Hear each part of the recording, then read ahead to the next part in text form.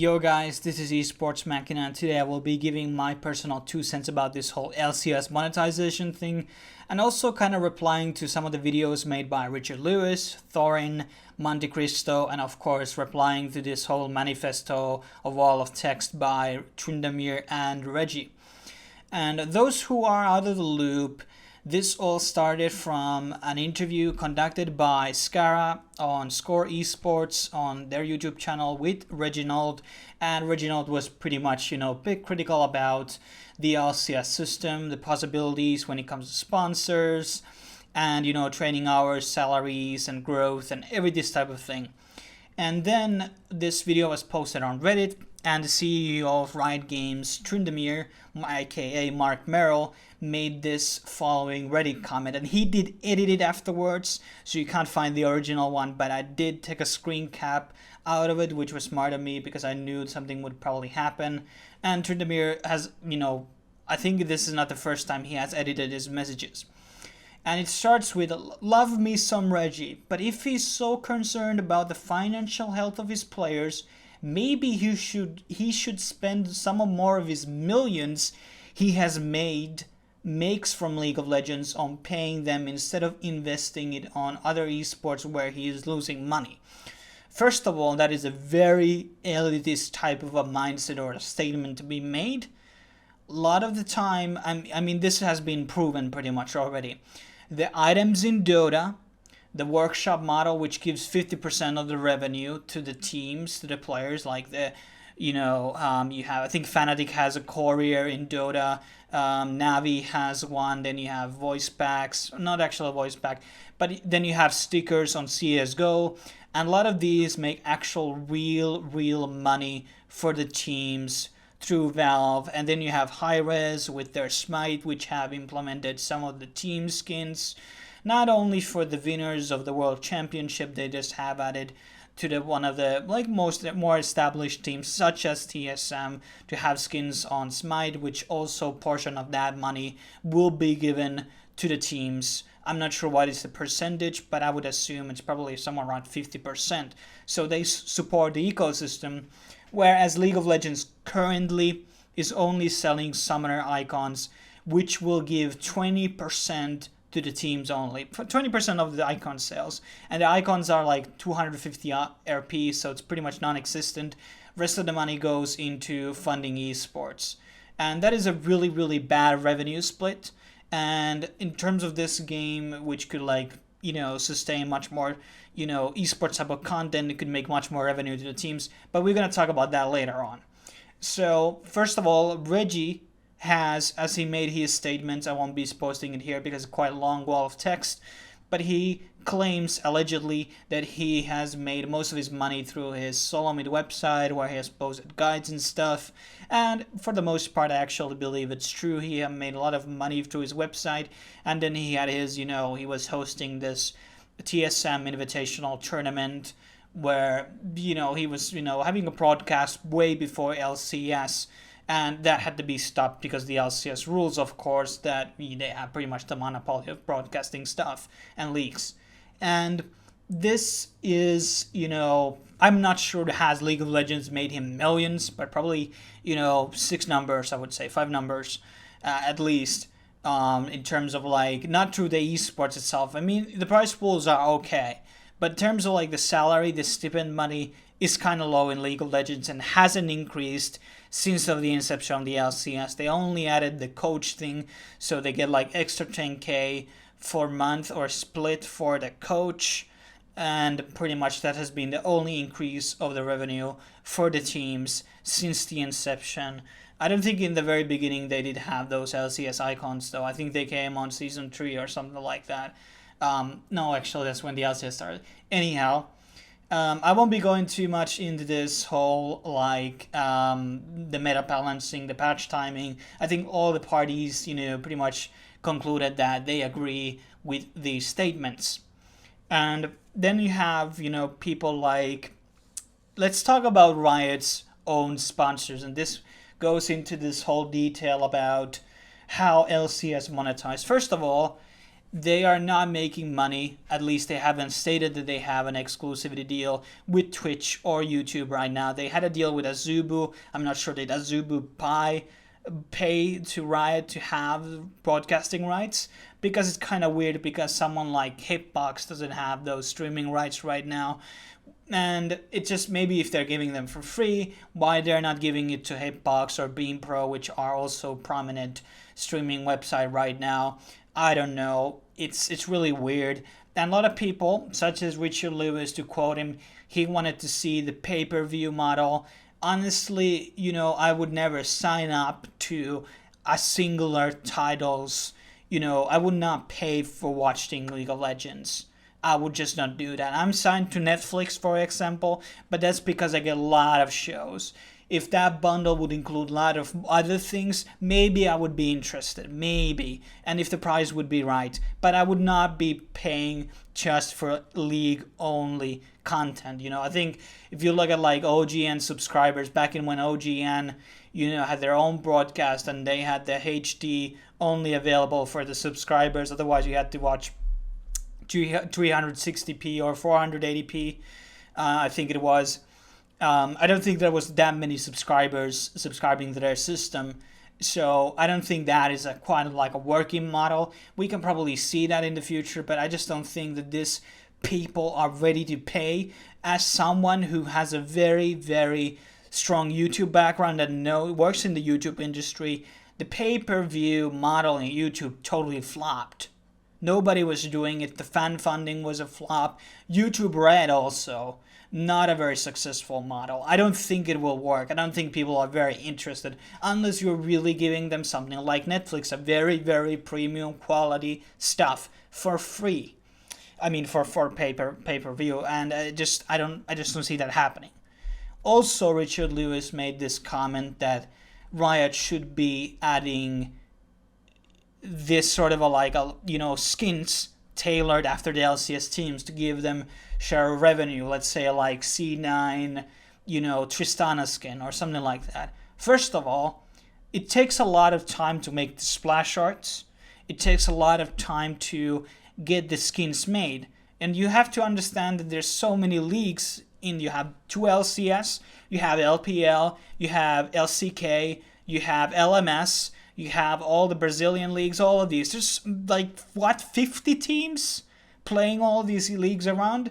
You're going to tell me that you're going to make 50 skins for eSports alone? I don't think so. Maybe you could give each region's splits winner a skin, perhaps. But I do agree, we could see a lot of, more esports-oriented content on the store. But then again, Richard doesn't really understand the fact that, the conversion rate from League of Legends people who watch actually like esports is pretty low. It's kind of like World of Tanks. It has immense amount of players, but a lot of people don't just watch the esports side of it. And because of that, I just don't think a lot of people buy, these esports related skins. I don't see them much, to be honest. Maybe you see the Fager said skin now and then, but I don't think that many people actually buy these skins. Maybe it's more apparent on the Korean servers, who knows, but I haven't just seen a lot of these esports skins being sold, even though they're relatively cheap. So it's kind of hard to say and comment on that.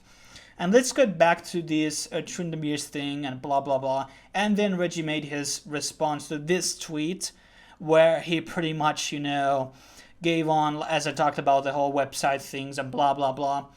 And then Reggie made a new tweet to Marc's reply, and he said, "Marc, I agree that these urgent issues need to be addressed immediately. There is a detailed proposal signed by NA LCS teams and players headed to your inbox today." And I'm gonna make a video about Reginald, an ethos episode on Reginald, and one of the things I'm gonna talk about that there is his bullying techniques. And this is one of those things, because I know Reggie is good friends with Steve Arhenset.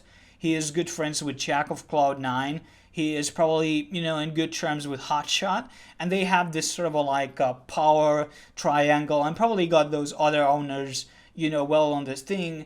and, pressure Riot. And I think they should have done this, but this is a very typical move from Reggie, doing these bold type of things and, don't giving a fuck about anybody and not being threatened by anybody. And I felt this was like, the text doesn't appear very hostile, but that's what it is. We don't know what is in the actual email itself, because it's probably will never leak out.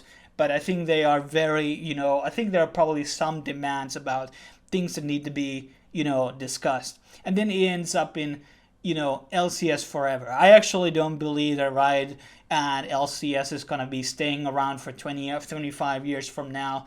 Not going to happen. The game is just people going to move on to new games. I just don't think people are going to watch one game that long. That just doesn't happen in esports. It's just going to go, the peak has been reached. It's just going to go down from now on. And after this, Trundamir makes his last tweet, tweet, and I just cropped one important part of it, because a lot of the other stuff was kind of whatever, nobody cares about that. And on the first line that I highlighted, our 2017 plans include new in-game team-specific items with revenue sharing team for pros. And this could be something that Richard suggested, maybe chroma packs with the LCS team icons on them or something like that. But I don't think they have the arsenal of artists to do such a big thing. So I think they might be going for ward items. I think that's what they're going for. They're going for Team Pacific's wards. And I don't think those are going to sell much.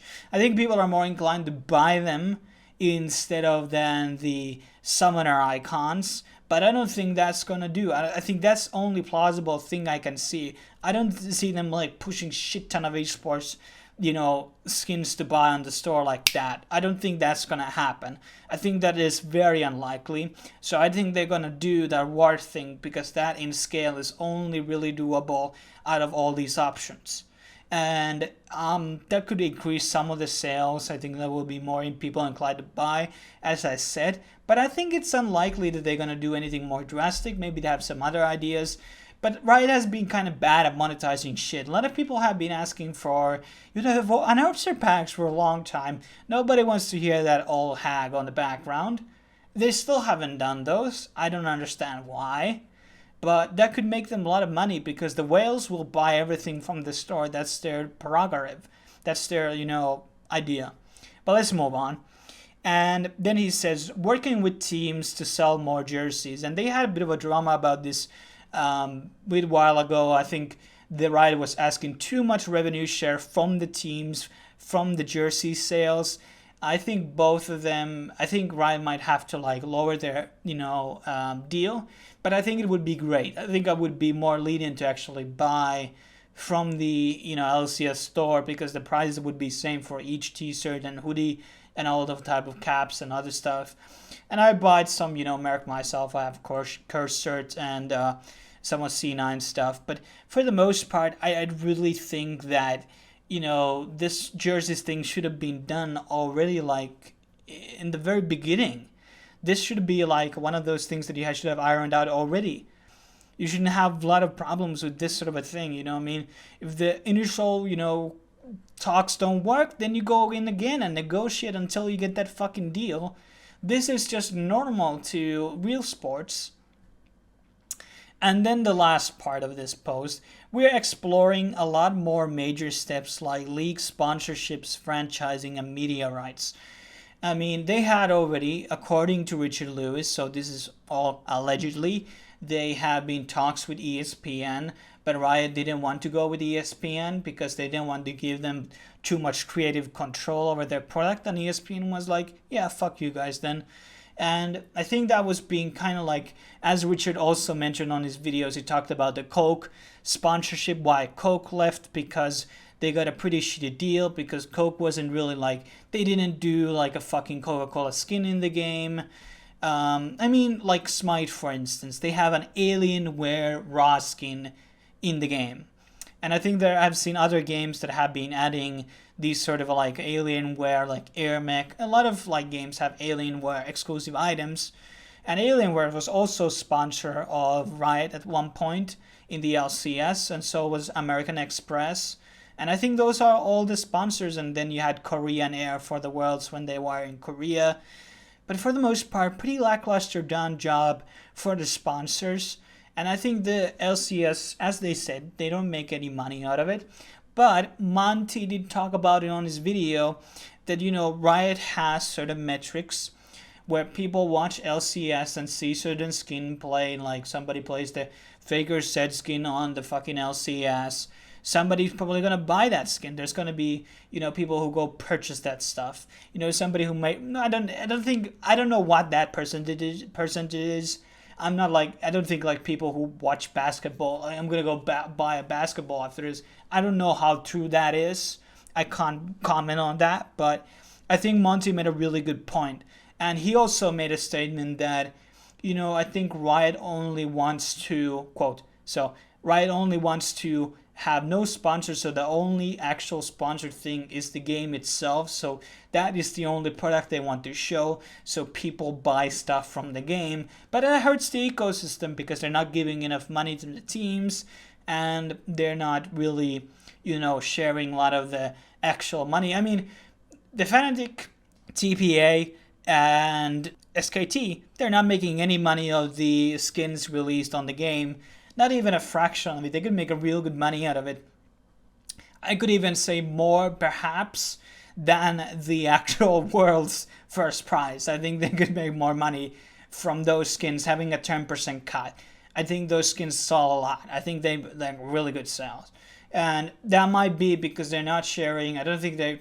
Riot is kind of like government, they're not very transparent about things. They don't have a clear spokesperson. It's kind of like a democratic government where everybody is kind of like, have multiple people in one company and everybody's tracking the company to different directions, and you don't really have like a one cohesive dictatorial, guy who makes the shot calling and, we do this, and this is what we stand for. And have people like Riot Light and Ghostcrawler leaving Riot, and you don't have all this drama going on. And I think there are a lot of too much, internal problems in the company, and they don't have like a clear direction right now where they're heading. And, just to go back on what Thoorin said on his videos a bit, he was talking about also like the problems of not giving rights to, third-party organizations like DreamHack, MLG to host their own tournaments, and you have only pretty much ESL because ESL is pretty much like I think they might be even better than LCS in terms of production these days. However, they run their shows pretty slow, and that's kind of sucks. But eventually, I don't think this monetization model right now is sustainable. What Marc Merrill said, I don't think many teams are making millions. I think most of the teams are losing money because the players are having too many high salaries to the venture capital money. And I also believe that, it's just not going to be sustainable just from the fact because the VC money comes out. I mean, if the VC money keeps coming in, you just don't have enough revenue to, get it back because Riot has too many restrictions on what sponsors you can have. That was the whole issue with TSM Snapdragon. They couldn't have that on the name. And HD Vive, HTC, they were kind of like leaving LCS. They made their own statement in Facebook that, they don't like this sort of a thing. Because Riot was pissed that they were like marketing HTC Vive, the product, and they saw it as a competitive product to theirs, which is delusional, by the way, very delusional, unless they are like, I don't know, making their own fucking VR or something like that. I don't know. But essentially, Hire is a company that is much, much smaller than, Riot is just doing a such better job, and so is Valve. And maybe there are other games too will be continuing. I don't know about Blizzard. I'm a bit skeptical about what Blizzard will be doing. I think they're kind of too casual paced, kind of like Riot, so they don't do hardcore esports decisions for funding and, supporting the ecosystem. But essentially, I offer solutions. I don't know how the Chroma Pack LCS skin type of thing, how viable is it in terms of production, how many you can make in such a short period of time. Maybe that could be viable. I don't think the white skins will be selling that much, but I think they need to establish jerseys, and they should be also getting some of the streaming media rights like revenue. I don't think LCS should be selling themselves, for free to Twitch or any YouTube platform or ESPN. So I think they should be charging some money from them and sharing portion of that money to the LCS, LPL, and all those teams. But essentially, this is already a 20-minute video, so I won't be going into too much into these things. I think a lot of people, such as Richard, Thoorin, and Monty, gave pretty good insight to the things. And, there are things I agree with them, and there's things that I disagree with them. But for the most part, we all agree that the LCS model has to change, and it's not sustainable. And I think maybe the salaries right now are kind of a bit insane to justify. I don't think you can justify the salaries just from the fact that I don't think any of the teams from the lower I think only the top 3 teams on the league are really making good money, and that's in NA. I don't think in EU anybody else except Fnatic is actually making like good money through merchandising and any other stuff. I think the EU orgs are changing too much in there, and I don't think they're like really making it out as good as they think. I don't think they're just as sustainable. But anyhow, thanks for watching this video. Hopefully you liked it, and maybe you want to check out my other stuff, and maybe you want to subscribe after that. But like, comment, I want to discuss about this topic with everybody else. I want to see their views, and that's what all this channel always been for, exchanging ideas. And I will see you soon, hopefully. Cheers.